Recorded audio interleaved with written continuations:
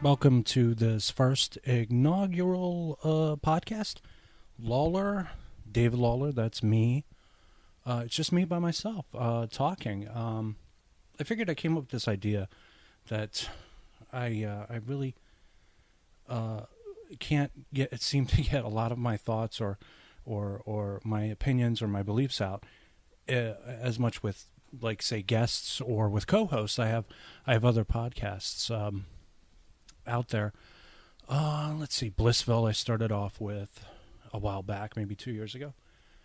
And after that, collaborating on many different things with other people, namely people like Mark Giacomo, who I continue to credit with sort of, giving me that, I guess, kick in the butt where he told me, Dave, you have so many interesting stories. You should be doing your own podcast.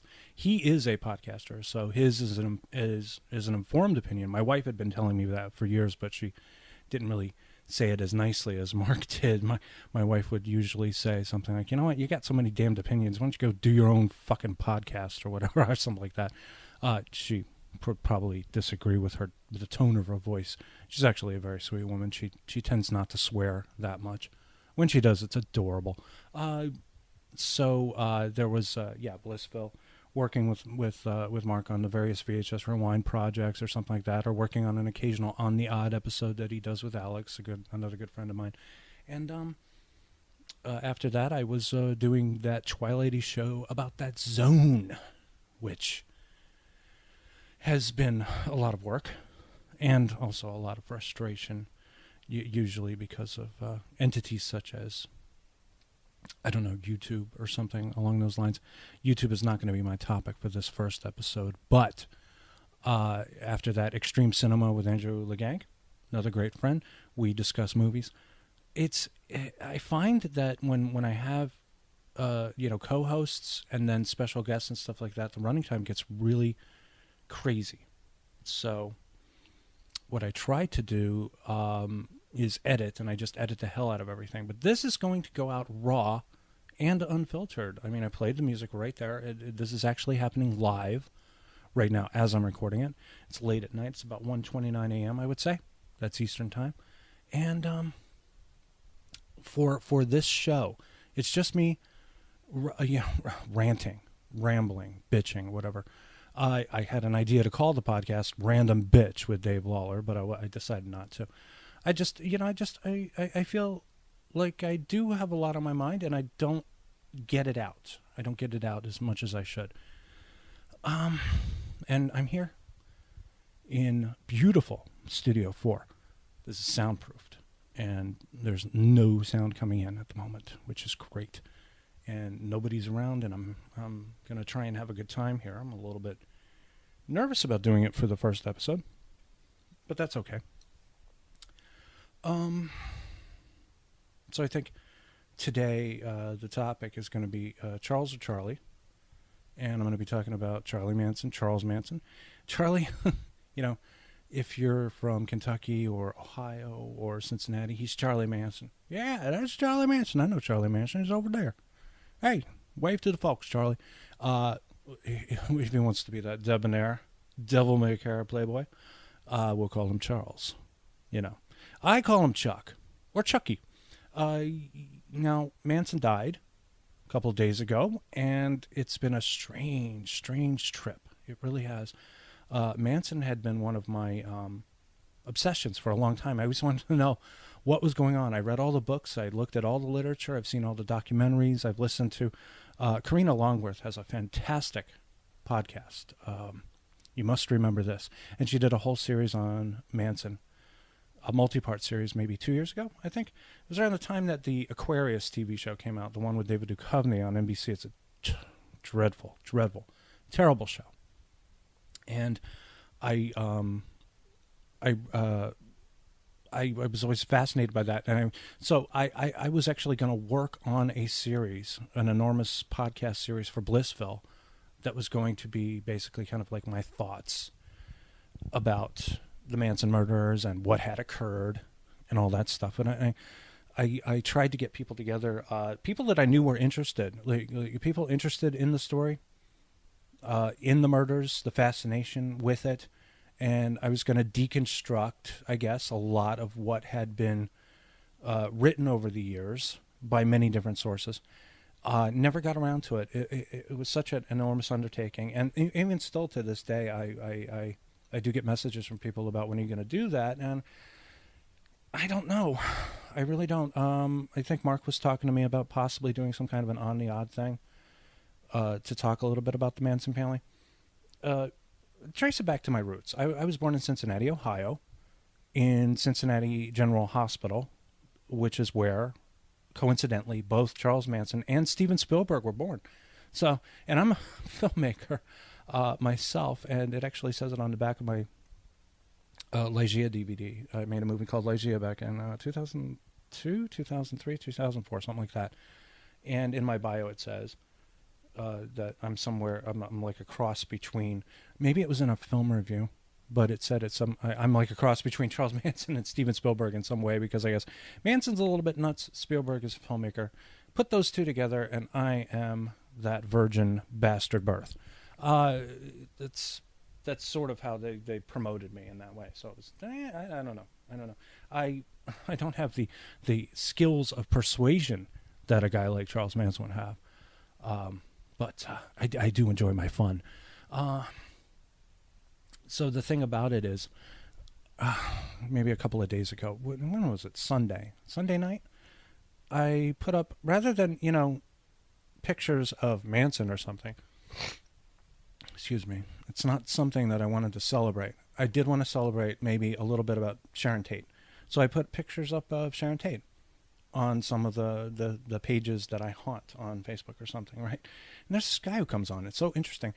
A lot of people, commented in the way that you would think they would comment, with little sad face or whatever, teardrop emoticon or something like that.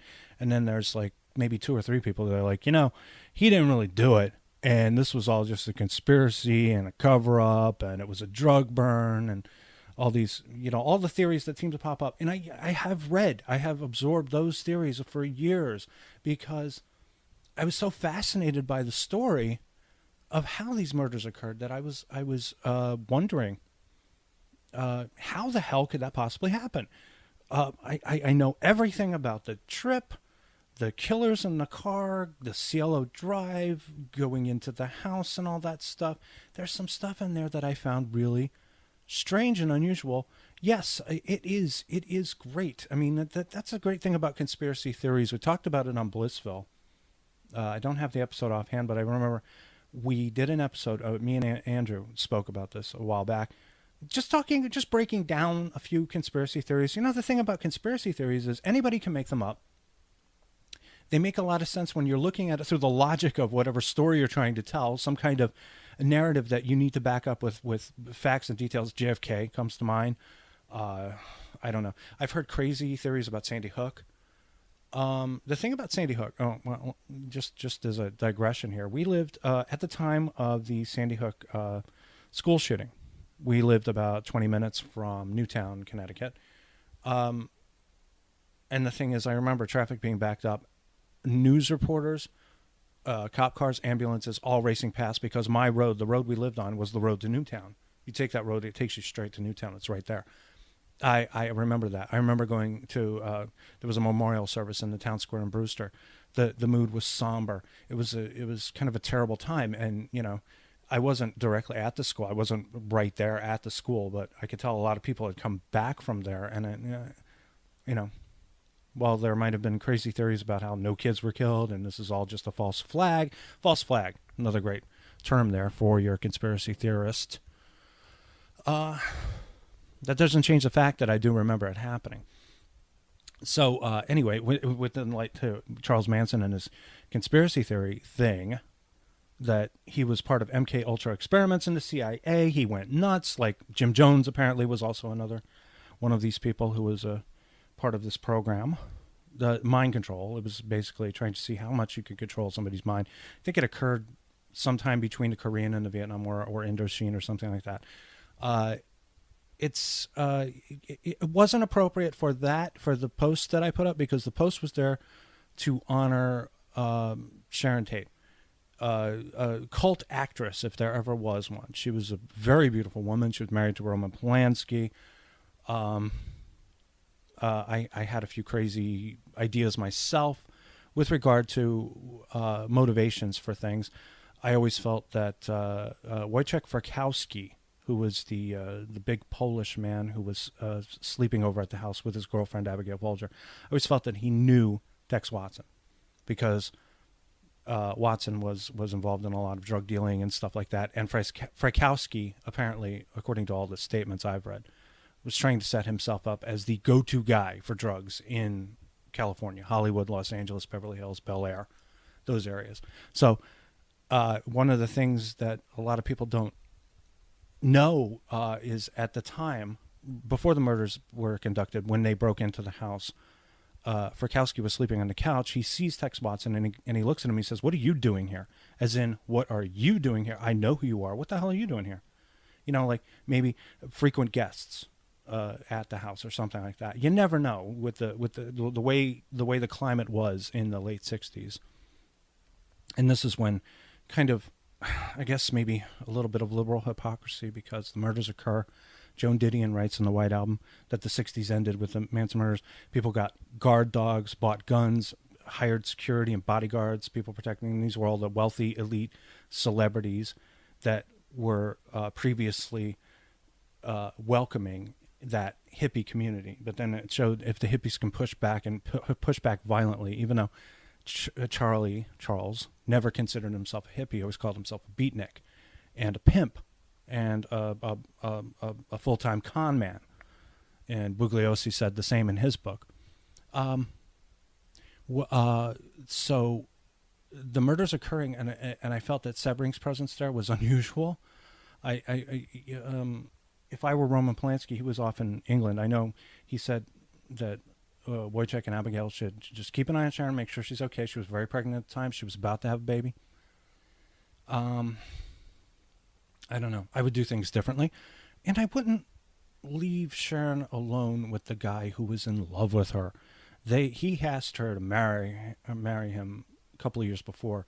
They were briefly engaged. I guess she broke it off because he was like a weirdo. He was Sebring was into whips, chains, and you know, S&M and bondage and all that kind of stuff. And perhaps he was a bit closeted too. That's another thing I was considered, because you're in the hairdressing business and everybody in your line of work is a little light in the loafers, and you're not. You have to put up a performance of bravado or of macho heterosexuality, and you know, by all accounts he did. So I thought about these conspiracy theories for a long time, of course, but again, the Facebook page, the post was merely just a tribute, because a lot of the pages that I frequent, a lot of the groups that I'm involved in are cult film exploitation, you know, dead media formats and stuff like that, like VHS, Laserdisc and stuff. But this one was, I think, Cult Movies Exploitation or something. Very nice site. We post some of our stuff there when we're doing Two Davids Walking to a Bar. It's a show I do with David Anderson. So, and we had this enormous series on video. Anyway, I put this picture up, and this guy's like, you know, he didn't have anything to do with it. It's all conspiracy cover up. Sharon's still alive, I guess. I don't know. I've heard theories that Sharon was, I guess one of the more disturbing ones was Deborah Tate. Somebody had put together a movie, which I can't find now. It's so interesting. I found it on YouTube. Can't find it now, but it was a little documentary about that Sharon Tate's still alive. And she never had a sister named Deborah, and this, you know, Deborah suddenly shows up and appears everywhere because she bears a striking resemblance to Sharon. I'm like, you know, they're siblings, so they're gonna bear a striking resemblance. Deborah also a pretty woman, but looks different. Looks different. There's certain things about her face that are not the same as Sharon's. Siblings can look almost alike without being twins, and they can look completely not like each other and still be, you know, fraternal in some sense. Not identical, but fraternal. So it got really ugly very quickly, because people were saying, "Come on, you stop being crazy, stop it." You know, the man's a murderer. He, you know, even if he wasn't present or involved directly in the killings as they occurred, he told these stupid kids to go and do it, which I tend to agree with. And again, there are a lot of crazy conspiracy theories about it. That's fine. But the tantalizing aspect of the conspiracy theory is some things add up and others don't. I mean, I hear lots of conspiracy theories now, especially, I think my friend Andrew is sending me articles from a blog space, blind items, basically. A blind item is a story about people that you might know, but all the names and all the proper nouns and all the locations are taken away from that story. So it just becomes a series of vagaries, and it gets very frustrating. And I know a lot of people love that stuff because they like to play guessing games. They like to be like, okay, it was Colonel Mustard in the drawing room with the fireplace poker or something like that. That's fine, but a lot of times people get really wrapped up in these stories, and a lot of them are salacious. That's fine too. And there's a lot of salacious stories that pop up about the Manson murders as well. One of the more fascinating ones I think I heard was the murder of Lino LaBianca. And his wife Rosemary. Manson himself spread this story around. He was being interviewed. I think it might have been A Current Affair or something. There was a show called A Current Affair on Fox back in the late 80s, early 90s or something, hosted by Maury Povich. And Manson, it could have been Geraldo too or something, but he just like sort of blurts out, you ever heard of Frank Costello? Very powerful mafia man out on the West Coast, like California and Nevada. And he's like, I was a bag man for Frank Costello, and I did hits for him on occasion. And Lino LaBianca was one of those guys I had to hit. And, LaBianca did have mob connections. So you're like, wow, is this possible? Is it possible that he's a hitman? I know people like to believe this because it's hard for us to understand the motivation of Charles Manson. I feel a lot of the helter-skelter stuff that Bugliosi talked about in his book. I think half of that might have been just bullshit. He might have been pulling it out of his ass because he needed a motive. You need a motive even for crazy shit that occurs. You go and you kill people or something like that, you got to have a motive. And if you don't, it just sounds fucking crazy. So, I mean, that's not to say Helter Skelter didn't sound crazy on its face. But nowadays, I mean, we have so much tension, racial tension, that I'd have to think perhaps we didn't need Helter Skelter to start a race war. Race war will just start due to the culture of sensitivity that we've now found ourselves in. So there's a lot of racial tension, civil strife, Black Lives Matter, all lives matter, that kind of stuff, and it's been translated into a kind of social Cold War. Someone else had made this correlation before as well. I can't place the name, but it was something I had been thinking of for a long time. We've had a Cold War brewing, even though that doesn't make any sense. I'm sorry about that. But let's just say it was bubbling under in the pot. We have this Cold War, and it's based on social behavior. The uncomfortable mixture of our culture in this country with society and people. So it's quite possible that Mr. Charles Manson, Charles Debonair Charles, was right in a way. It's just that we didn't really need to do anything. He didn't really need to do anything. He had the LaBiancas murdered. They took their wallet and put it in the toilet or in the bathroom of a predominantly black neighborhood, or something they assumed was predominantly black, to incite a race war. Paw print in Gary Hinman's house. Bobby Busley stabs Gary Hinman to death. They put a bloody paw print on the wall to indicate Black Panthers or something like that. But the problem is people aren't that bright. They're not that bright. They're not going to pick up on that right away, so they don't know a message is being sent because no one is saying, I'm sending a message. So the murders are conducted in that way, and really all they do is serve to frighten the wealthy, serve to frighten the celebrity of California. And so we on that, I didn't want to talk anything about that. I said this post is to this is for Sharon. And that's what I said, because she was in 3 prominent cult films that are somewhat exploitative in their quality. Hang on a moment.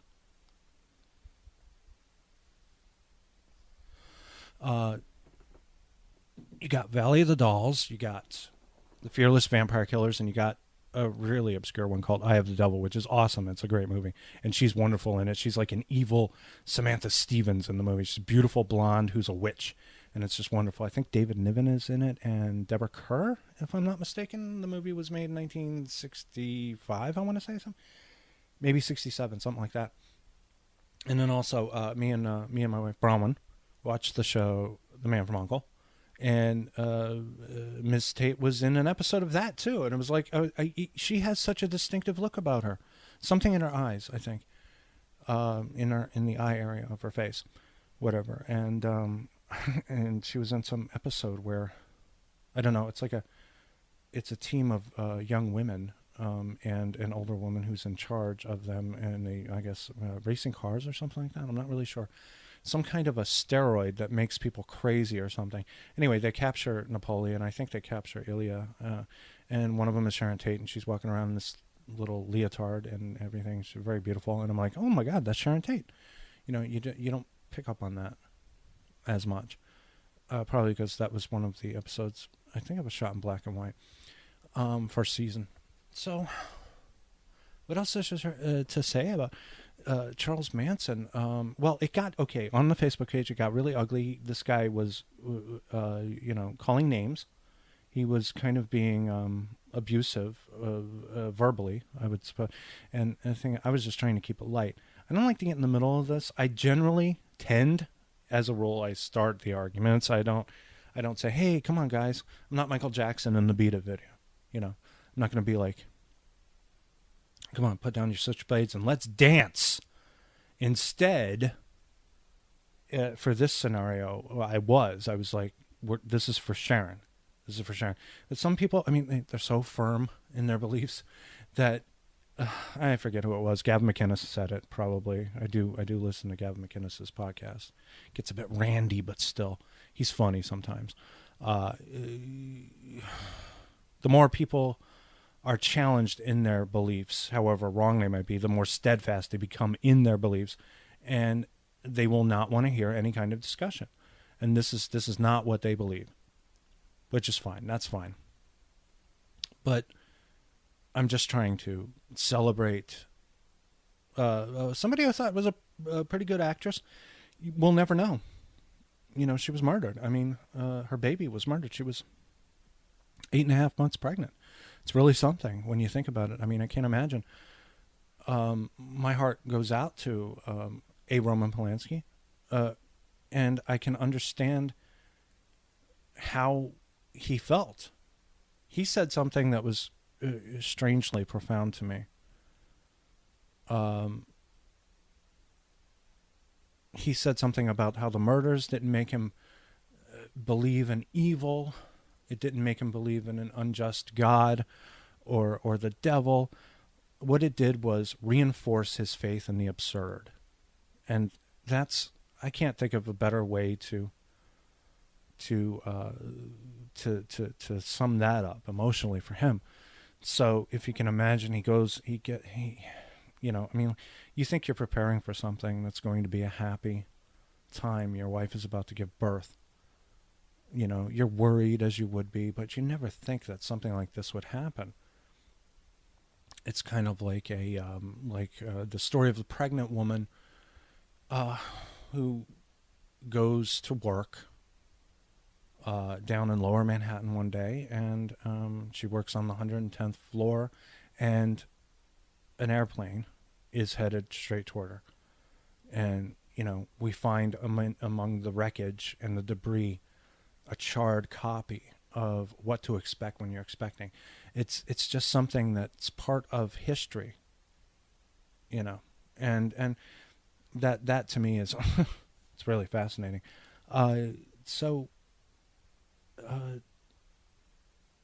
most people understood that the picture was there just to serve as a reminder. I do not want to pay tribute to Charles Manson or his followers. And then there are the people out there who are avid Manson followers, and I don't mean followers in the sense that they're fascinated by the murders.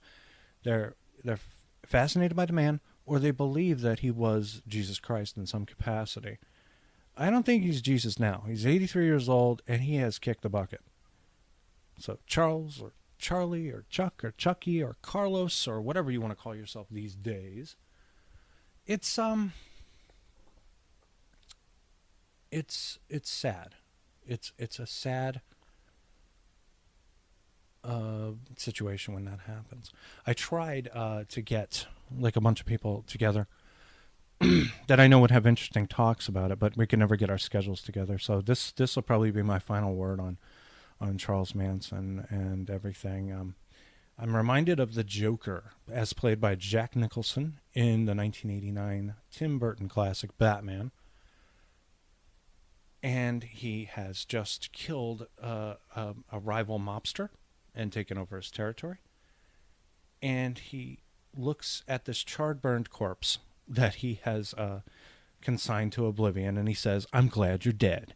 You know, and the thing is, I'm kind of glad. A short word, I guess, about the remainder of the crew, I think, that's still out there. I'm not sure if Patty Krenwinkel is still going strong. Leslie Van Houten is up for parole, and it's really kind of dependent on Jerry Brown to release her. And then there's Tex Watson. I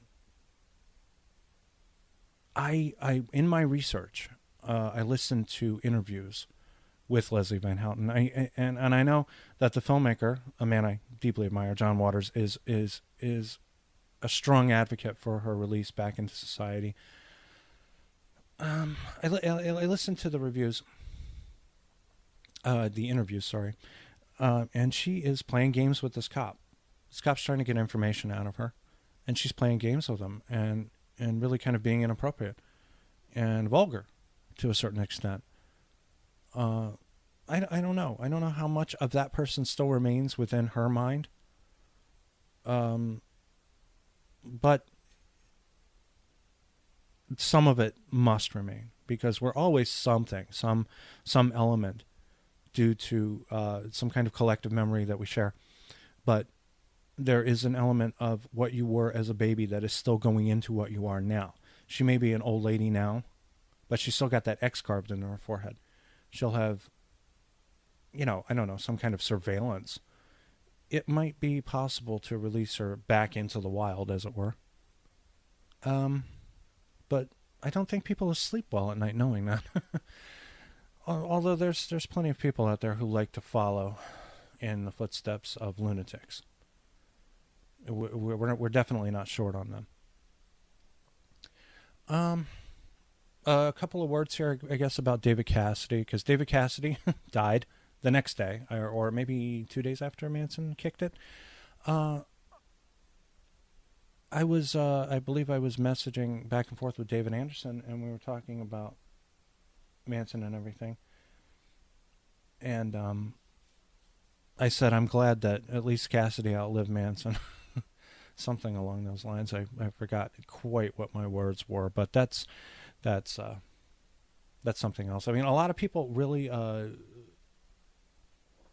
It's been a hell of a time, because we're seeing a lot of people die. I think 2016 was probably the worst of it, but it's nice to get a little pre-Thanksgiving present when Charlie kicks it, and kind of a punch in the face when David Cassidy goes. David Cassidy was the stepson, I believe, of Shirley Jones, and maybe the half brother of Sean Cassidy. And that's about all I have to say about that. I'm not really kind of like a Partridge Family dude. I watched the show a little bit, kind of had a crush on Susan Day, whatever you want. and dreamy Danny Bonaducci there. But that's all I guess to say. Rest in peace, David. Rotten hell, Charlie, if there is such a thing, of course. I tend to be an atheist. Sorry. Okay, that'll do it for the first episode here of this podcast here. Charles or Charlie, take your pick. I'll see you next time. Unfortunately, I have to segue and find my closing music. Here's your outro wave. All right. Good night, everybody.